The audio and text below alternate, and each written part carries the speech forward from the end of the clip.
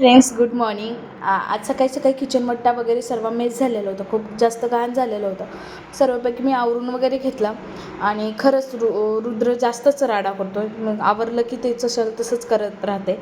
त्यामुळे सर्वपैकी आवरून गेलं. तो बाहेर गेलेला होता त्यामुळे आवरलं वगैरे. आणि मला टायपिंगच्या क्लासेसला जायला उशीरच झाला. मग 9चे क्लासेस मी 9:30लाच पोचले. तिथून आल्यानंतर मग मी साडी वगैरे काढून ठेवली. मला जी वेअर करायची होती ती ज्वेलरी वगैरे, ट्रान्झिशन 2 व्हिडिओ वगैरे काढले आणि मग लेन्स वगैरे वेअर करून ठेवल्या होत्या. लेन्स आपण मेकअपच्या अगोदर वेअर करून ठेवायची, कारण की मेकअपपर्यंत लेन्स एकदम प्रॉपर आपल्या डोळ्यामध्ये जे आहे ते एकदम छानपैकी सेटल होतात. मग बाहेर गेले मी,